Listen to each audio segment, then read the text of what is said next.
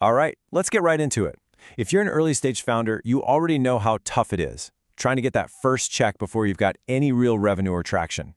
So today, we're going to break down a super powerful and honestly an often overlooked tool that can completely change the game for you. And that's intellectual property, because it's not just some boring legal document, it's a secret signal that really makes investors sit up and pay attention. So picture this. You're at the seed stage. You're pre-revenue, probably pre-product market fit, and you're competing against hundreds of other brilliant teams. And on paper, you all kind of look the same. The deck is slick, the vision is massive, but the actual proof, well, it's a little light. This is the million-dollar question, isn't it? How do you convince an investor to take a bet on you when the data just isn't there yet? You can't just point to some fancy growth chart. You can't show them a long list of happy customers who are paying you. So what can you show them? At the end of the day, seed investors aren't just funding a cool idea. They're funding your conviction in that idea. They need to see some kind of proof that you've gone deeper than everybody else, and that you're not just trying to build something fast, you're building something smart, something that's actually built to last.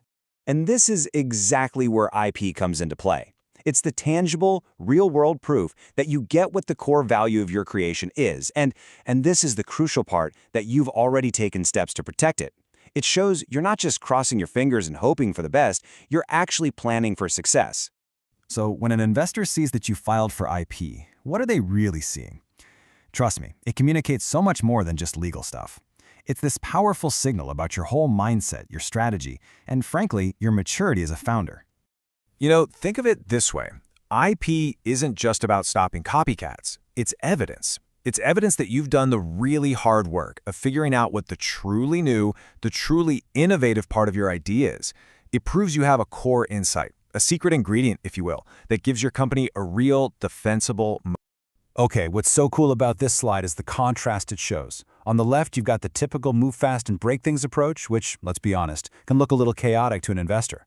But on the right, you have a founder who's also moving fast, but they're doing it with real intention. They're protecting their key insights, building a thoughtful foundation they're planning to last. See? That's the difference IP makes. So here's the key takeaway on this. The whole MVP mindset is great for getting started. We all know that. But investors are looking for founders who are already thinking 2, 3, 4 steps ahead. Filing a patent shows you can balance that need for speed with actual strategy. And that builds incredible confidence, because it proves your core idea has a much better shot at surviving in the long run, even if the product itself changes. All right, let's talk about the pitch meeting itself. This is where having IP can have this dramatic, real-time effect. It can single-handedly flip an investor's skepticism into genuine curiosity about what makes you so special. Think about it. Without IP, you're pretty much just asking an investor to trust you. Trust me, this is special. Trust me, we can pull this off. But the moment you can point to a filed patent, the entire foundation of the conversation shifts. It's no longer just about your word. It's about a tangible, defensible asset. In this slide right here shows you that shift in action. So imagine you're in the room, you're pitching. The investor's listening, but in their head, they're just calculating all the risks. Then you say, and by the way, we filed a provisional patent. It's an early, low-cost way to protect our invention on the core algorithm that makes this all possible. Suddenly they lean in. Their whole posture changes, and their questions go from, yeah, but can you really do this, to, okay, tell me more about how your protected method works. You've just turned their doubt into genuine engagement. And hey, the value of IP doesn't just magically disappear once you've cashed that first check. Oh no. In fact, it actually becomes even more important. See, seed investors are always thinking about the next round of funding, and your IP gives them a really powerful story to tell. Just try to see it from their perspective for a second.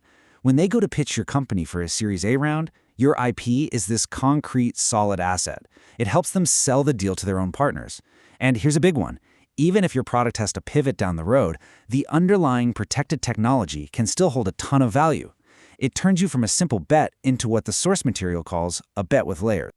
Okay, this next part is maybe the single most actionable insight in this whole explainer.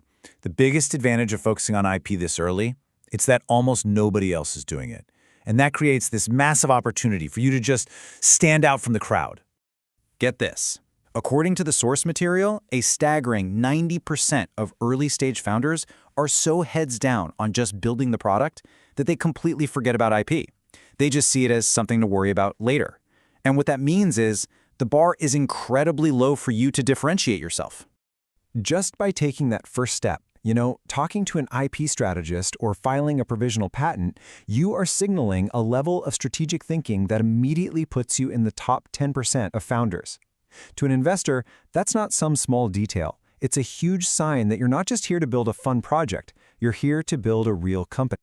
This is so important. Anybody can talk about what they're building, but filing for IP forces you to get crystal clear on how it works, and more importantly, why that how is defensible. It turns a fuzzy vision into a sharp, specific edge, and in the world of seed investing, those sharp edges are what get funded. So as we wrap this up, this is really the question you have to ask yourself. Protecting your intellectual property isn't just a legal checkbox. It's a strategic move. It shows a mindset that's focused on building long-term, defensible value. And believe me, in the eyes of an investor, that makes all the difference in the world.